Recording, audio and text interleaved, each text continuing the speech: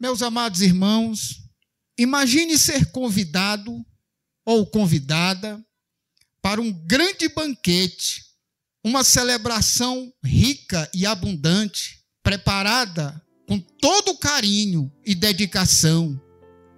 Agora imagine que, apesar de tudo estar pronto, você decide renunciar ao convite, ou pior, desdenhar dele. Foi o que aconteceu em uma parábola contada por Jesus no Evangelho de Mateus, no capítulo 22, do primeiro versículo a seguir.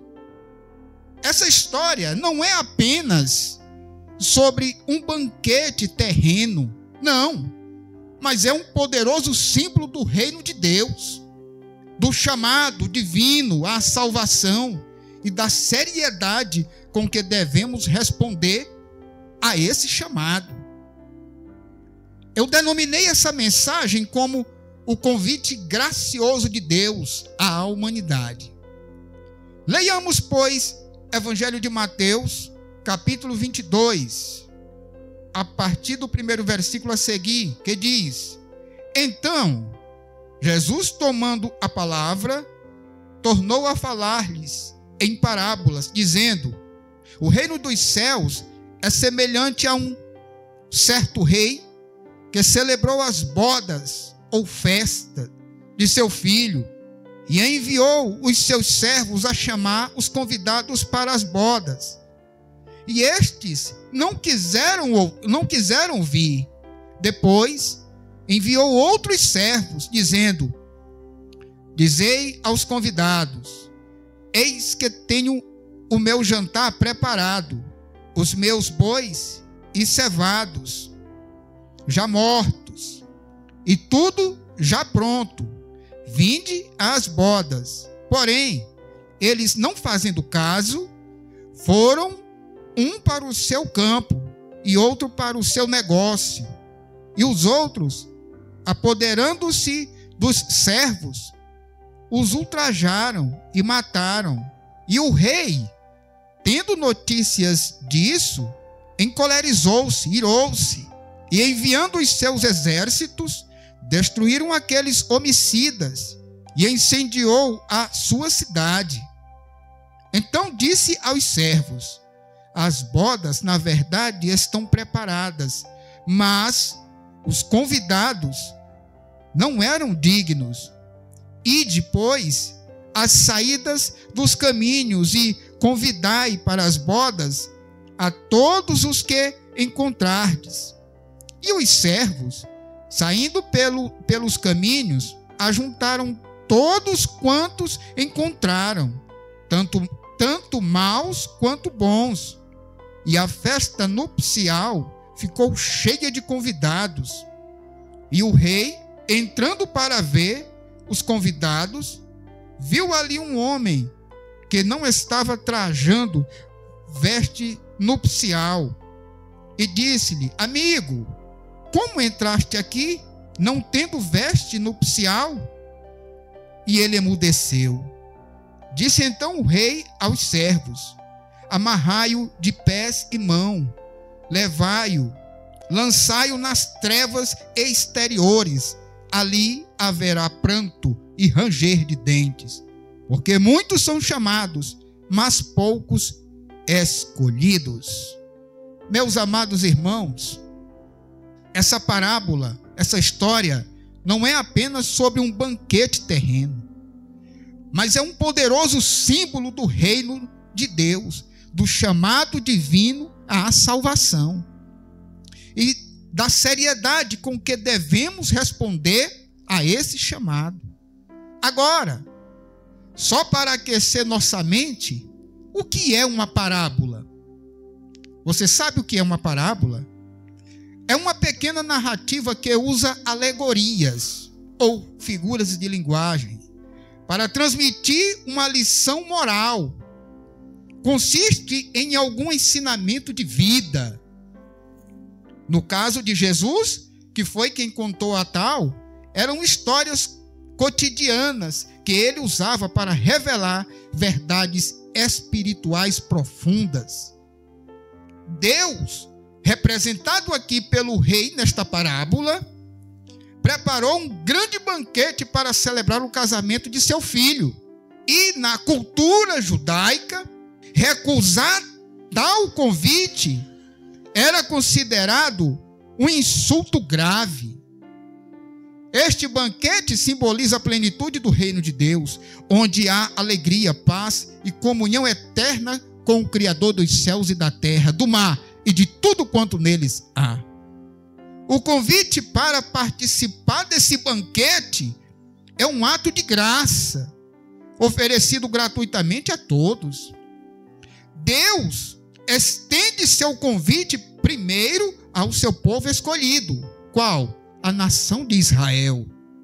Mas, como muitos rejeitaram o convite, ele então estende a todos os povos, tanto bons quanto maus, em uma demonstração de sua misericórdia. Apesar de o convite ser gracioso e aberto a todos, existe a resposta ao chamado de Deus, que é crucial, decisivo na vida de uma pessoa. Porque muitos dos primeiros convidados ignoraram o convite. Nós ouvimos isso agora, ocupados com suas próprias vidas e propriedades, seus negócios. Isso nos lembra que a resposta ao convite de Deus exige atenção e compromisso. A parábola nos desafia a examinarmos nossas próprias vidas. Será que você está tão absorvido com suas atividades cotidianas, com sua postura impenitente, negligenciando o chamado de Deus? Um aspecto central desta parábola é a figura do convidado que veio ao banquete sem o traje de casamento. No contexto do Oriente Médio antigo, o anfitrião de um banquete de casamento frequentemente fornecia roupas adequadas para os convidados. Não usar essas vestes era uma ofensa ao anfitrião, ou seja, aquele que deu a festa. Este traje simboliza a preparação espiritual e a justiça que recebemos através da fé em Jesus Cristo de Nazaré. Eita, meu irmão, minha irmã, vestes na Bíblia é coisa séria. Vestes na Bíblia possuem vários significados espirituais, como, primeiro, pureza e justiça, pecado e impureza, transformação espiritual, salvação e redenção. Paulo fala em Efésios capítulo 6 das vestes que o crente deve ter em si. A veste das batalhas espirituais. Vestes brancas, por exemplo, em particular, simboliza pureza, santidade e justiça. Nós vemos isso em Apocalipse, no capítulo 7, versículo 9, onde diz: os redimidos aparecem com vestes brancas, representando sua pureza diante de Deus. É por isso que, quando uma pessoa se converte ao Evangelho de Jesus, a Cristo, renuncia à sua vida ímpia, confessa publicamente que agora deseja ser um servo do Salvador do mundo, do unigênito de Deus, nós vemos a transformação de dentro para fora. Roupas imundas, roupas obscenas, ele deixa de vestir. Isso simboliza o novo nascimento. Isso simboliza a nova vida. Isso simboliza a transformação que só o Espírito Santo faz por meio da conversão. Não basta apenas aceitar o convite. É necessário vestir-se adequadamente, estar espiritualmente preparado, preparada. Em outras palavras, aceitar o convite de Deus requer uma transformação interior, uma vida vivida em conformidade com os padrões do reino de Deus. Nós podemos observar entre a vida de um cristão verdadeiro, genuíno, e uma vida de uma pessoa que anda distante de Deus. Os atos da pessoa sem Cristo já começa no seu colocar da cabeça no travesseiro, só tramando e pensando o que é mal, o que é distante, do que é contrário à vontade de Deus. A vida em Cristo Jesus é uma vida de renúncia. A vida daquele que almeja o reino de Deus é uma vida de renúncia, e sempre será. Enquanto houver céu e terra, os indivíduos que aqui sobre ele estão, a terra, este planeta, ou se sujeitam à vontade de Deus, ou ficarão para trás na hora do acerto de contas que haverá de vir sobre todos nós. A parábola também traz um aviso claro sobre o juízo de Deus.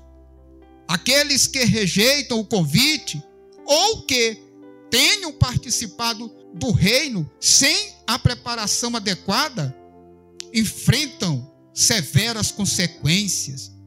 Porque o rei ordena que o homem sem traje de casamento seja expulso nas trevas exteriores, onde haverá choro e ranger de dente.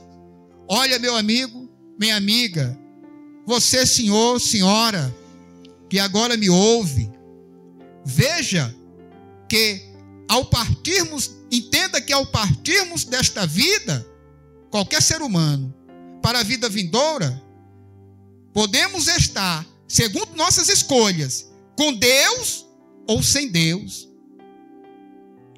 Na parábola é mostrado um homem que não estava preparado espiritualmente. E o rei, que nessa parábola simboliza Deus, mandou expulsá-lo. Só era lugar ali de pessoas remidas, de pessoas lavadas, de pessoas que se arrependeram de suas vidas erradas, de sua vida hipócrita, de sua vida fingida. Só era lugar ali de pessoas que atenderam ao chamado, nesse caso, de Deus. Passaram primeiro por Jesus Cristo de Nazaré. Isso nos faz lembrar do que está escrito no Evangelho de João, um versículo universalmente conhecido. Porque Deus amou o mundo de tal maneira que deu seu Filho unigênito para que todo aquele que nele crê não pereça, mas tenha vida eterna. Porque Deus amou o mundo, porque Deus enviou seu Filho ao mundo, não para que condenasse o mundo, mas para que o mundo fosse salvo por ele. Quem crê nele não é condenado, mas quem não crê já está condenado, porquanto não crê no nome do unigênito Filho de Deus. E a condenação é esta, que a luz, Jesus, veio ao mundo e os homens amaram mais as trevas do que a luz, porquanto as suas obras eram más. E eles não vêm para a luz para que as suas obras não sejam manifestadas. Ou seja, é o retrato do homem ímpio. Ele não vem para Jesus porque ele não quer abrir mão da sua vida de pecados. Ele não vem para Jesus porque ele não quer um confronto.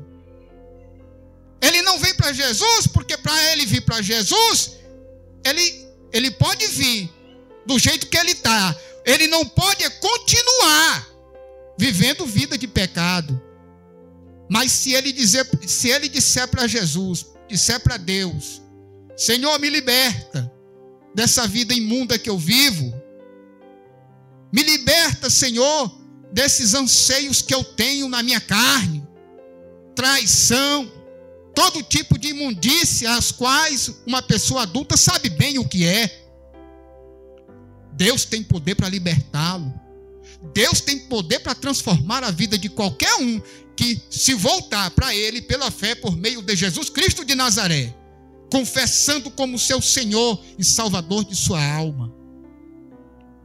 Porque todo aquele que faz o mal odeia a luz e não vem para a luz, a fim de que as suas obras não sejam reprovadas. Mas quem pratica, versículo 21, mas quem pratica a verdade vem para a luz, a fim de que as suas obras sejam manifestadas, porque são feitas em Deus.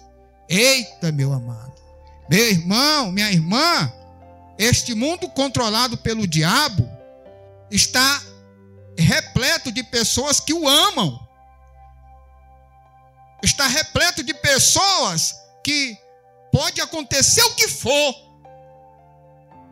Mesmo que Deus mandasse Moisés e Elias, aos olhos de tal pessoa, nem assim ela ou ele se converterá a Jesus. A parábola conta no final que muitos são chamados, porém poucos escolhidos. É por isso que aqui tem uma pequena porção dos que vão morar apenas no céu. É por isso que aqui tem mulheres, homens que servem a Jesus, um número pequeno nesta congregação. Lembrei-me de Noé, maior deserto, e Noé pregando Noé pregando as verdades de Deus. Numa idade já avançada, fazendo simplesmente um barco, porque ele ouviu do Todo-Poderoso que Deus ia mandar um dilúvio que duraria 40 dias e 40 noites. Não deram ouvidos ao que Noé pregava e Deus mandou. Levou a todos, a Bíblia diz que levou a todos quanto tinham fôlego de vida. Tudo que respirava, que não estava na arca, foi levado. Uma coisa é certa, a palavra do Senhor nos diz, nos garante, que dilúvio para destruir a humanidade não vem mais. Porém, o filho dele já veio. E o momento de buscar o Salvador do mundo é agora, em vida. Porque depois não tem segunda chance. Não existe segunda chance.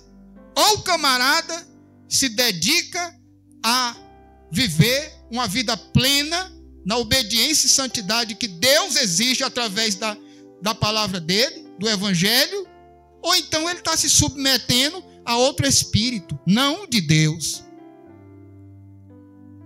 Aqui os homens trabalham, se envolvem 8 horas por dia, mas não lembram que existe um Deus criador da própria alma dele.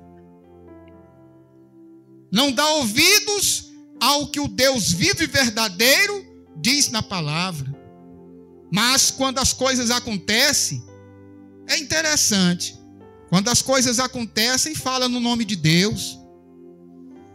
Quando as coisas acontecem, o primeiro nome que muitos falam é o de Deus. Há um dito popular que dizem assim, no meio cristão, que as pessoas querem as bênçãos do Senhor Deus, mas não querem se submeter ao dono da bênção. É desse jeito mesmo. O teor geral da palavra de Gênesis e Apocalipse nos ensina isso. Muitos até se arrependem. Eu já vi na Bíblia e também já vi na vida real. Muitos até se arrependem, outros não. Continuam com o coraçãozão duro e pedra até seu último suspiro. Quem quer morar no céu, começa daqui. Quem quer morar na glória com Deus, nas bem-aventuranças, começa daqui. Começa uma vida reverente. Começa pela uma vida reverente aqui. É hoje, é agora, não é amanhã. A Bíblia diz para nós não nos preocuparmos com o amanhã. Deixe que o amanhã cuidará de si mesmo. Basta cada dia o seu mal. Mateus, capítulo 6, versículo 34. Mas os homens cuidam, não lembram nem que o dia de hoje foi dado. Se preocupam com amanhã, com o que virá, e sua vida, o que interessa é o dinheiro, é o material. Só é feliz, só é satisfeito se tiver tudo o que deseja em termos materiais. Muitos acordam, não lembram nem de agradecer ao Criador, por mais que não o conheça. E nós estamos aqui, eita, glória a Deus, com coração alegre, porque estamos diante do Deus que nos criou, enviou seu Filho para morrer na cruz do Calvário por nós. Nós o confessamos, como diz a Bíblia, pela fé. E nós estamos vivendo, louvado seja o nome do Senhor Jesus por isso, no temor, obedecendo, buscando obedecer o Evangelho, buscando e mergulhando nas Sagradas Escrituras dia e noite, para não falharmos diante do Senhor. Mas mesmo se falharmos, se o homem de Deus se arrepender de sua falha, Deus é fiel e justo para o perdoar e ainda o purifica de todo engano. Esse é o Deus que nós servimos. Deus não é vingativo, não. Deus é amor, mas também é justiça. E Ele dará a cada um segundo as suas obras. Graças a Deus, o Senhor nos abençoe em Cristo Jesus, nos dê a graça de podermos a cada dia continuarmos diante dEle, porque este mundo, as pessoas que não conhecem a Jesus de Nazaré como Senhor e Salvador, uma vez mais, conhecem apenas por nome, já se denominam como filho, filha. A Bíblia me ensina que a pessoa só é filho e filha de Deus quando recebe seu Filho Jesus como Senhor e Salvador de sua alma. Quando passa pelaquilo que é exigido pela palavra. Então, que o Senhor nos abençoe, nos fortaleça, desde o interior de nossa residência aqui terrena, até quando sairmos dela para fazermos alguma coisa lá fora, porque nós precisamos viver no temor. Onde o cristão vai, é pessoas de todo jeito, de todos os caráteres, de toda índole. E o cristão precisa estar no temor do Senhor, vivendo em santidade e obediência. E Deus é fiel para nos guardar e nos livrar de todo mal. Vamos ficar de pé e agradecer. Soberano Deus, eita, glória a Deus, louvado seja o nome do Senhor. Queremos te dar graças mais uma vez, Pai, pela maravilhosa palavra que o Senhor nos deu, Pai. Queremos te dar graças por tudo que o Senhor fez aqui nesta noite, diante de nós, nossos ouvidos, nosso entendimento, dos nossos vizinhos. Que o Senhor os abençoe e os livre do mal, meu Deus. Que o Senhor os fortaleça na fé, ou traga-os para viver pela fé e no amor que há em Cristo Jesus, Pai. Nos abençoa, livra-nos de todos os males, enfermidades. Cura enfermidades nesta noite, neste lugar, Senhor. Vai queimando, Jesus, toda enfermidade neste lugar, Pai. Ainda que esteja na minha vida sem eu saber, ou que eu esteja sabendo. Ainda que esteja na vida do meu irmão, de minha irmã, que ela possa estar sabendo ou não. Cura agora, Espírito Santo de Deus, em nome de Jesus Cristo, os teus filhos, Pai, a tua igreja, em nome de Jesus Cristo. Nos dê uma semana abençoada, Pai. De amanhã em diante, que o Senhor acampe os teus anjos poderosos, como o Senhor nos promete na tua palavra, desde o nosso deitar ao nosso acordar, do nosso ir ao trabalho, bem como na vinda, em nome de Jesus Cristo, amém, e graças a Deus.